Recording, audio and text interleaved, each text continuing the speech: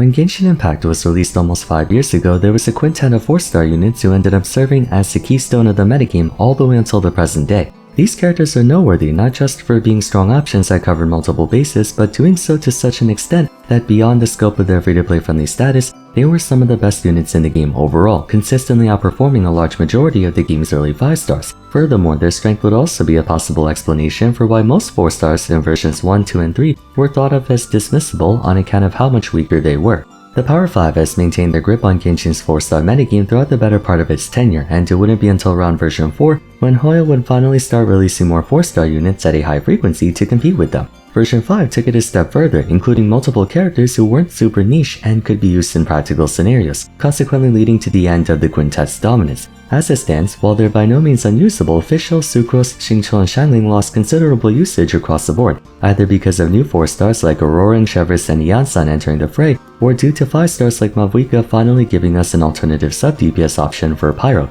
There's one remaining member of the original Power 5, however, who has practically been unaffected by the recent turn of events. Bennett, a character who defined the meta even during times when his niche wasn't meta, and we're gonna be talking about him for today. Why is Bennett doing so well in spite of all that's happened, and what are the repercussions of it? Each member of the original Power 5 since Bennett has had a defining moment throughout Genshin's history that called their Tier 0 status into question. The reason for the first member's quote-unquote fall-off, Sucrose, was not Kazuha, funnily enough, at least not entirely. It was a gradual decline of the animo element as a whole, not in the sense that it's weak or anything, more that compared to the old days, where it was far and away the strongest element, the need for Swirl and by extension VV Shred became less and less paramount over the years. Naturally, Sucrose, whose entire purpose was to drive that win condition, fell off along with it. Version 3's Dendro meta had no direct synergy with Animo, and version 4 and 5 were predicated on personal DPS, not reaction DPS. The second member to lose ground would be Fischl. The arrival of Kuki Shinobu presented a side grid in the Electro 4-star department, but the differences in their respective niche were enough to allow both of them to excel. However, Fischl offered a better spread of application and personal damage, most demonstrated in Aggravate teams where she could contribute a ton of DPS to the party. And though she was a consistent beneficiary of version 4, such as when Chevris piloted the Overload reaction, along with being a solid party member for Neuvillette and Clarent, Fischl's dominance over her role was pretty tenuous given how there wasn't really a worthwhile alternative who could go as far as her, with the exception of Yaemiko, although Yaemiko's a 5-star. Version 5 brought in 2 more Electro 4-stars, each capable of doing just as much if not more than her by virtue of their status as Night Soul characters. With carries being the strongest they've ever been, someone who added to the team only through additional damage wasn't seen as that appealing anymore compared to buffs. The third member would be Xingqiu. No one can deny that Xingqiu is still one of the absolute best 4-stars in the game, but his utility stemmed mostly from his rapid Hydro application and the fact that Hydro overall was thought of as a driving element, not really a damage one. Yelan and Farina were measurable upgrades in the realm of hypercarry augmentation, and then later we got Neuvillette and Mulani who presented ways for Hydro to be a hypercarry element. Xingqiu still holds the crown of the best Hydro 4-star by leaps and bounds, but the Hydro element in its entirety expanded in every which way possible, making it so while you could still use him, you could also use a lot of other people. The final member is Xiangling. It has been a meme for years that nothing or no one could ever stop Xiangling from getting buffed and squeezing her way into relevance in almost every which way possible. In my Why Everyone Plays episode on her, I talked about how she had just the right combination of attributes, being strong, easy to use, and the literal only option within her niche to be one of the best characters in the game. There were simply too many reasons to consider her and virtually no reason to pick anybody else. That is, until Mavuika. Mavuika's elemental skill, while not exactly the same as Xiangling's burst, was every bit good enough to make her a worthwhile sub-DPS choice in most relevant parties that elected to bring off-field pyro damage, finally putting the long-standing tyranny of the Liyue shout to an end. I want to clarify that by and large, the Power 5 still collectively take up a considerable share of the 4-star market. When I say they fell off in air quotes, I'm more referring to how they went from like almost 95% equity down to basically around 50 or so. They are still dominant, but not tier 0 like they used to be. There's one exception to that though, Bennett. Bennett's position in the Genshin metagame has not been negatively affected all throughout version 4 and 5. One could even posit he actually got better over time. Pyro was in a weird position throughout version 3 as Dendro brought newfound attention to its rival element Electro, and this was also around the time when reaction teams were the premier option for Genshin's endgame. But all throughout version 4 and especially version 5, personal DPS took precedence, and we're currently in the midst of a full-on hypercarry meta, what with all the attackers we got throughout Nanlan thus far, and are still getting. This brings us to the first reason why Bennett's been doing so well despite the rest of his peers losing ground. Sucrose official Xingqiu and Shangling's values primarily came in the form of their contribution towards team-oriented win conditions, that being any team that works towards a collective output instead of pulling all resources to powering up one of its members. Now that's not to say they weren't able to deal their fair amount of damage, cause no, they most certainly could. But the main reason for using them was to drive a reaction. Sucrose for Swirl official for Overload, Electrocharge, and Quicken, Xingqiu for basically anything Hydro related, and Shangling for Vaporize, Melt, and Burgeon/Burning. Bennett was distinct from his peers in that he actually contributed nothing towards reactions whatsoever. Though he is a pyro character, his utility stems from buffing. By this point everyone knows what he does, but for continuity's sake, let's reiterate anyway, more specifically what his ultimate does.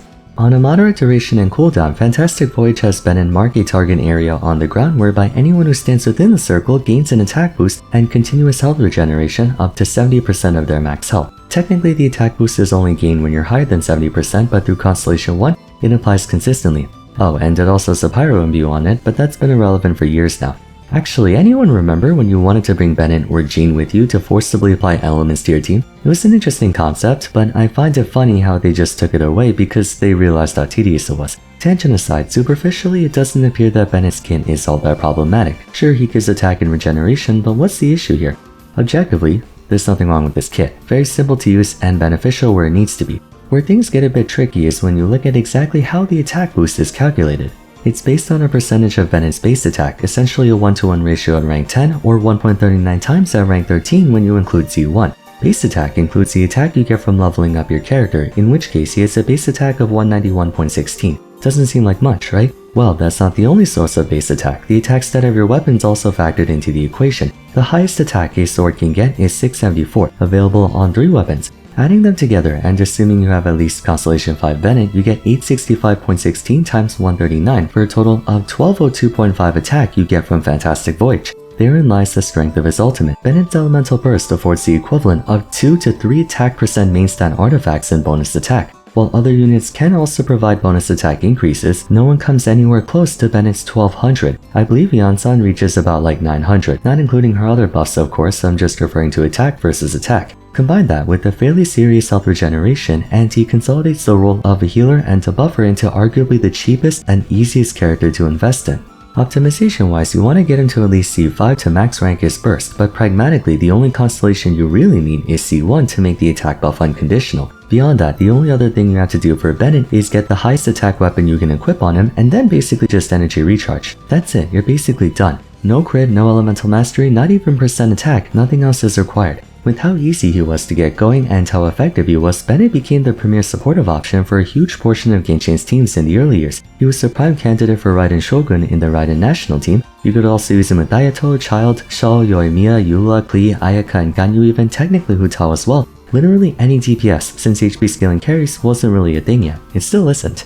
The fact that Bennett had no off-field pyro application apart from the initial cast of his E and Q meant you could slot him into teams that didn't want pyro and be perfectly fine as he wouldn't disrupt any reactions. Buffing wise, Bennett was miles ahead of his time too. Few if any supports could reach the same single instance DPS boost that he offered. Kazuha with high elemental mastery and Vivishan was really his only competition in that regard. And ironically, the two are used in tandem with each other in many teams. The nature of Bennett's circle impact being a persisting effect on the active character made for an interesting interaction as well. Characters who could snapshot key parts of their kit, for example Shangling's Pyronado, could still have his attack boost active after switching out, theoretically allowing players to have his burst affecting the entire party simultaneously for even more value. The end result was a 4-star character who straight up exceeded the vast majority of the cast, not only 4 stars but also 5 stars. Anytime a new DPS character came out who wanted their personal damage amplified and scaled off attack, the question being asked was always, is X character better than Bennett here? When version 4 brought the return of hyper carries, Bennett's value skyrocketed once more. Linny, Risley, Navia, Arlecchino, Clorant, Gaming. In one version, Bennett found half a dozen more parties in which he was practically a must-have. You need to be grasping at straws to come up with a reason to turn down a 1200 attack boost on a 12-second duration with a mere 3-second downtime. The advent of Farina presented a new DPS buffing support, one who can more than give Bennett a run for his money. But once more, with most teams consisting of 1 DPS and 3 supports, the two didn't really have to fight for a spot in a party. If anything, they complemented each other. Bennett could also facilitate the Hydro Archon's fanfare stacks. Farina didn't put out Bennett's fire, quite the opposite, she was a full-on gas tank for him. He was even more valuable with her arrival. Speaking of which, his status wasn't elevated by just DPS characters. When Chevreuse made the Overlord reaction a working strategy, Bennett became even more necessary. You always see the two being paired together. The irony in all of this is that many people thought version 4 would be the year Bennett fell off, since we're getting more HP scaling units like Neuvillette and Farina. That may have been true initially, but then towards the latter half of version 4, they just went straight back to indirectly buffing Bennett. It wouldn't be until version 5 though when things really got crazy. The first DPS character of Nanlan, Mulanni, had no synergy with the Unlucky One due to being an HP scaler, but everyone else after her went back to normal attack stuff. Kanish, Chaska, and Mavuika all had a reason to use Bennett. Even though Varessa would most likely be using Yansan, she too can find an excuse to use Bennett. So essentially over the past 2 years, Bennett received another dozen carry teams, no less than half of which presently consisting of the most powerful teams in the game. It has been nearly half a decade, and the kid's 1200 attack buff and health regeneration remains one of the most effective abilities in the game to this day. The craziest part is that we've been getting tons of new support units throughout this time, yet in spite of that, Bennett still got a usage rate consistently above 70%. Farina, Solali, Shilonen, Yansan, Chevreuse, keep in mind these are all broken supports in their own right, but not just that, Bennett was even contested by friggin' artifact sets. School Cinder City's Causel's elemental damage boost passive on an artifact set, and yet despite Bennett not being able to make use of it, that still didn't affect his standing in the metagame. He was being attacked on all sides, and yet he's still like top 3 best supports in the game, and it's on the cheapest unit to reach maximum efficiency.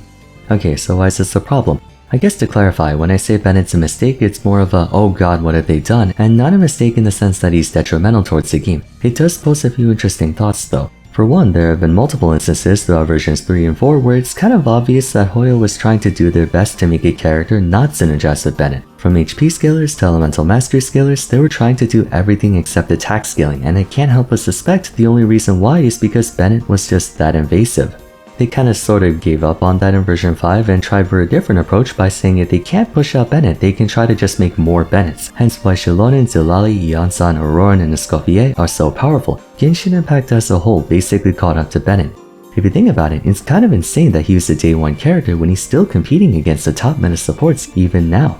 Secondarily, the fact that he's a 4-star character means he's readily available for all manner of players, not just whales. Were he a 5-star unit, that would be significantly worse. But historically, I'm inclined to believe much of why Genshin Impact developed in such a stunted way over the past few years is because of how badly they messed up when designing the game's earliest units. The Power 5 collectively killed 4-star viability for a long time, and it wasn't until Hoyo threw their hands up in the air and opened up the power creep floodgates that we started to finally get quality 4-stars. But because Bennett's still dominating the support archetype, they have to boost the power ceiling of the game even more to accommodate it. The main reason for that being you can't push out Bennett without taking him head-on.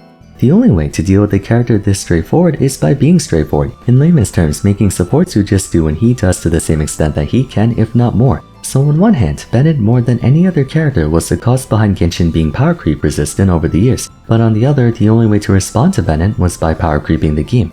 And so they have. But even with all the new support options we have available, people still use Bennett because he's just that f***ing broken. Meaning they'll have to release more and more overpowered supports that completely outperform him if they really want to supplant him. I don't think they should do that since again he's an asset for free-to-play players, but it's just funny how nothing they tried worked. Bennett wasn't a mistake for the players, he was a mistake for Hoyo. They created a monster and had no idea how to stop it.